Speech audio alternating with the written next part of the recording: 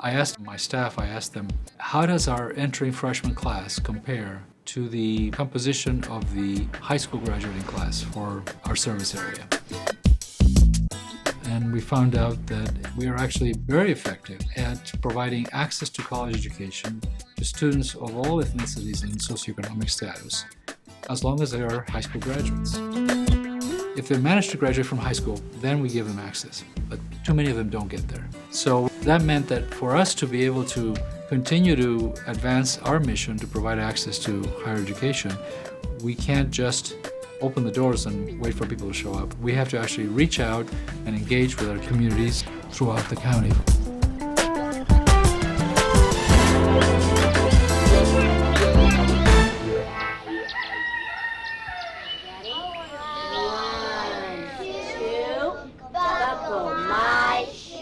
They've labeled it Collective Impact. It's a process that was developed a number of years ago in Cincinnati by the president of the University of Cincinnati. They came up with a methodology that has actually been so successful that it's been replicated in over 70 communities nationwide. When Dr. Ochoa came to Monterey, he immediately came bursting out of the seams with, have you people heard what they're doing back in Cincinnati? Have you heard what they're doing in Portland? Collective Impact is a strategy in which you engage the community early on to build supports all along a childhood path to ensure that that child successfully completes their education. But we don't claim to be the experts that are going to come in from on high and solve everybody's problems. And so we put together a group of 4 conveners representing universities, K-12 schools, local business, local government agencies, philanthropic organizations. We will also then have them help us select another group that will be the steering committee that is going to be actually monitoring the progress on an ongoing basis. Because they're all working in different pieces of it, and sometimes there may be issues of turf or not understanding what everybody's doing, but the fact is they're all trying to do good things. And so if get them together and articulate a shared vision. There's no panacea. There's no one thing that's going to occur that somehow some light bulb is going to go on. It's got to be the community working collectively towards a shared vision. This initiative is bringing us together in all sectors to work strategically on goals that the community is identifying as outcomes that we value and we want to see for our children, for their preparation for their future. What we're trying to do is create the playing field for success, right? Let's give these kids the tools they need at an early age to be successful. We're not just taking a program and bringing it out to the schools. So much has been just ladled on the teachers and said, here, you need to do this. It has to start with the community.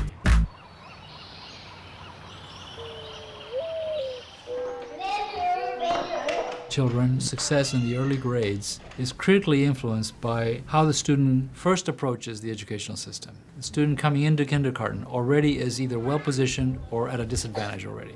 Kindergarten is really an important time. As we say, we learn so much in kindergarten. Dinosaur. But many parents don't know how important it is for their children to know their colors and their numbers, to know how to cut. We want children to have that head start and be able to begin ready to learn. I'm talking now about the health department, have a critical interest in that first segment, 0 to 5 years old, 0 to 3 years old. We're all born with a brain that's like a blank slate. The brain grows the fastest between the ages of 0 and 5. So what happens in those early years is of critical importance. The more barriers they have, no matter how gifted a child might be, the harder it's going to be for them to succeed. Those barriers can be things like transportation, having proper nutrition in the growing stages of life. It's all about readiness. It's very important what the environment is and the environment in the home. For example, reading to children before they enter kindergarten. That mechanical act of reading and turning the pages and hearing words is critical for brain development. is the issue of reaching households where the educational level is low, even though people are hardworking, and good parents, and so they don't understand what is possible for their children. Especially when you're talking about underserved communities, disadvantaged groups, you really have to start at the beginning. If parents can put their children in a daycare that will include reading to them, that I think will make a big difference. There's a real paucity of quality daycare in Monterey County. We're not asking educators, families, organizations to do more than they're already doing, because people are doing a lot of work already, a lot of good work. What we're asking is to bring them together and say, we want kids to be successful in high school and graduate from high school, be ready to enter and succeed in college. In order to do that, children need to be prepared as they enter school to have that later success.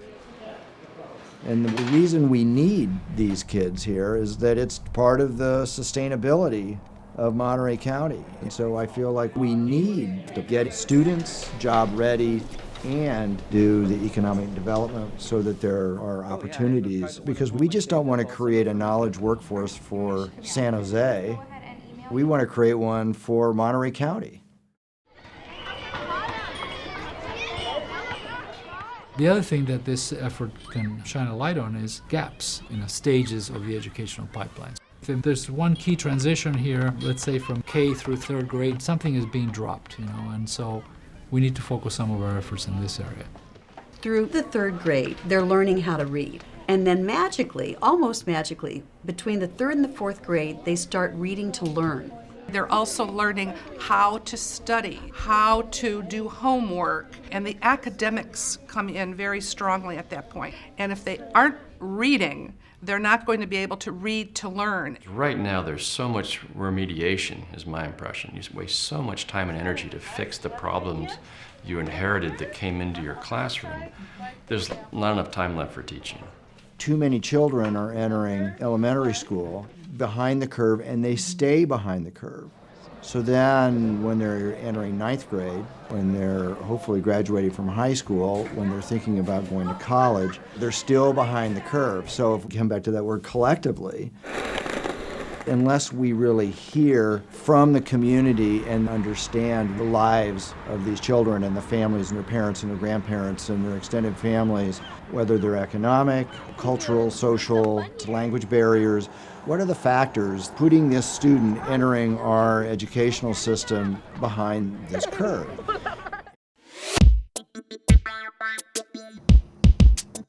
For every dollar we invest in education, we get $7 back in our economy. When we invest in children, crime goes down, workforce goes up, the economy prospers, and everyone benefits. People will want to bring business here if we have a workforce that's ready to be employed. We're at a point in time where we have this great opportunity so that future generations get those same opportunities that I was able to have because previous generations had made sacrifices and similar commitments. The broader community will say, this is what we have elected to improve our children's likelihood of success in our community. From the earliest childhood levels right through the K-12 system, onto the university and onto earning of a degree.